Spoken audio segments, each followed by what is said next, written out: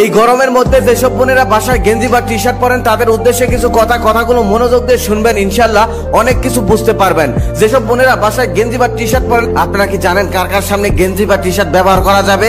অনেকেই হয়তো বলবে মারামদের সামনে ব্যবহার করা জায়েজ আছে, কিন্তু আপনার ধারণা সম্পূর্ণ ভুল। কারণ যে আপনার বাবা হয়, যে আপনার ভাই লাগে, সেই সম্পর্কের আগেও তাদের আরো একটি সম্পর্ক আছে, তারা হলো পুরুষ। তাদের মধ্যে পুরুষত্ব আছে। আপনি যখন গেঞ্জি বা টি শার্ট পরে তাদের সামনে হাঁটাচলা করবেন, ঘোরাঘুরি করবেন, তখন তাদের মানসিক চিন্তা ভাবনায় পরিবর্তন আসতে পারে। তখন তারা খারাপ রাস্তায় পা দিতে পারে। কারণ মানুষকে সবসময় শয়তান ধোঁকা দিতে থাকে, তাই তারা শয়তানের ফাঁদে পা দিয়ে ফেলতে পারে, অবৈধ কাজে লিপ্ত হতে পারে। আপনার সাথে না করলেও অন্য কাউকে সুযোগ পেলেই ধরে বসতে পারে। হাদিসে বলা আছে কিয়ামতের আগে ভাই তার বোনের সঙ্গে, বাবা তার মেয়ের সঙ্গে, ছেলে তার মায়ের সঙ্গে জিনায় লিপ্ত হবে। আস্তাগফিরুল্লাহ, নাউজুবিল্লাহ।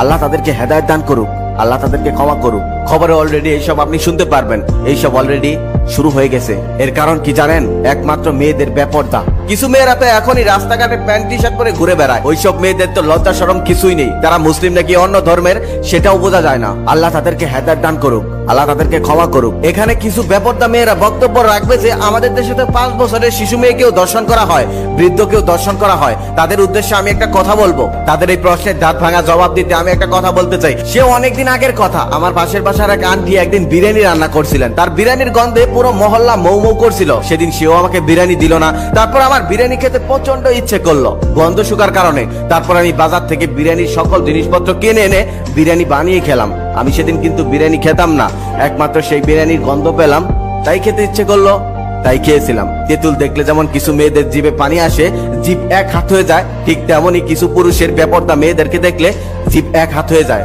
হুক করতে মন চায়। লোকালয়ের মধ্যে তখন তাকে হয়তো ধরতে পায় না, তারপর আড়ালে গিয়ে যাকে পায় তাকেই ধরে বসে। সেটা বাচ্চা হোক, সেটা বয়স্ক হোক বা যুবতী, সেটা দেখার তার কোনো যায় আসে না।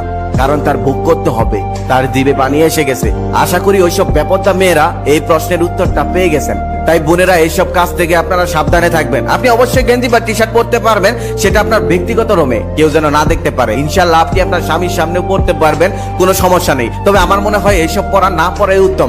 কারণ আমাদের প্রাণপ্রিয় নবী হযরত মুহাম্মদ সাল্লাল্লাহু আলাইহি ওয়াসাল্লাম মহিলাদেরকে পুরুষদের পোশাক পরতে নিষেধ করে গেছেন। এতে ফিতনা হতে পারে, মহিলাদের পোশাক হবে ঢিলাঢালা। আমাদের প্রাণপ্রিয় নবী হযরত মুহাম্মদ সাল্লাল্লাহু আলাইহি ওয়াসাল্লাম কোনো কথা এমনি এমনি বলেনি। আশা করি সবাই বুঝতে পেরেছেন। ভিডিওটা বর্তমান সময়ের জন্য খুবই উপযোগী। আমি প্রত্যেকদিন ভিডিও বানাই, তবে কখনো লাইক চাইনি, কমেন্ট চাইনি, শেয়ার করতে বলিনি। আজকে একটা অনুরোধ করব, এই ভিডিওটাতে একটা লাইক করবেন, একটা কমেন্ট করবেন, একটা শেয়ার করবেন, যাতে সবাই দেখতে পারে। আর সেখান থেকে একটা মানুষও যদি সংশোধন হয়, নিজেকে সঠিক পথে নিয়ে আসে, তাহলে আমি সার্থক।